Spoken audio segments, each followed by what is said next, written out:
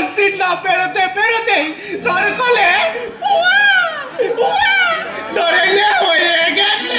মাটিতে চাঁদের উদয়, মাটিতে চাঁদের উদয়, মাটিতে চাঁদের উদয়। বলি কই গো দিদি, কার হলো গো? এই খোকা হলো না খুকি হলো গো? বলে আরে চম্পা চামেলি ঢেমনা গো, ঢোল বাজারে ঢোল ঢোল, এই সোনার ধন মানিক আমার কেষ্ট।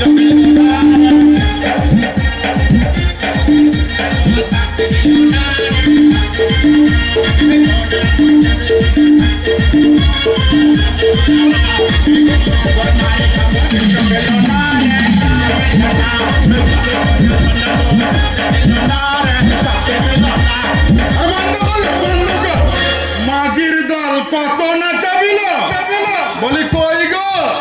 ওই কর্তাকে ডাকো, ওই 1000 টাকা একটা নতুন শাড়ি আর এক ভরি সোনার কানের দুল্লা দিলে আমি কিন্তু বাচ্চা ফেরত দেব না। তুই এখানে, তোকে না আমার ঘরে আসতে বারণ করেছি? কেন রে দাদা, কেন কেন আমাকে তোর ঘরে আসতে বারণ করছিস কেন রে? শুনে তোর মুখ দেখতে ইচ্ছা করে না তাই? তোর মতো শয়তান যেখানে যাবে সেখানের বাতাসের সঙ্গে সঙ্গে বিষ মিশে যাবে।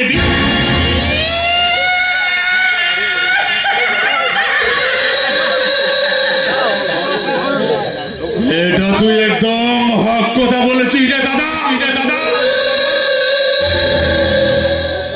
এটা তুই একদম হক কথা বলেছে। চার প্রকারে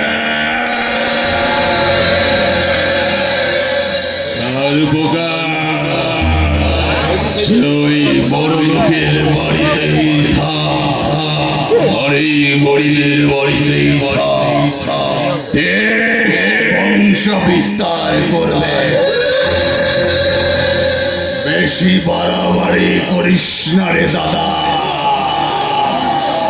না হলে ওই পচা ডোবাই ডুবিয়ে আমি তোর ওই বাচ্চা নাচিয়ে দেবো।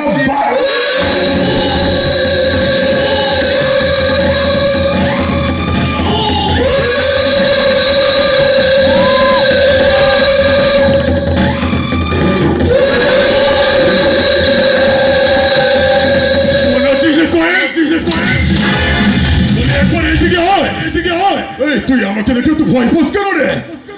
বলি তোরও যা আছে আমারও তাই আছে রে।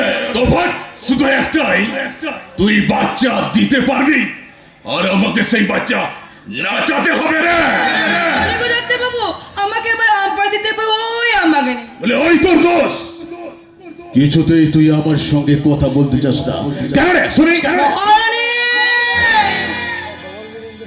বলে এমন সুন্দর খানা গতর বাড়িয়েছি, শুধু শুধু গ্রামে পড়ে এই গতরটাকে নষ্ট করছিস। কত করে বললাম আমার সঙ্গে শহরে চ, ওই শহরে গিয়ে আমি তোকে একটা বাবু ধরিয়ে দেবো, বাবু। এতে তোরও রোজগার হবে আর আমারও দুটো দালালি হবে। সে নোংরা কথাটা একবার বলেছিস, দ্বিতীয়বার যদি বলছিস না লাঠি মেরে তোর মুখটা আমি ভেঙে দেবো। আমি কখনো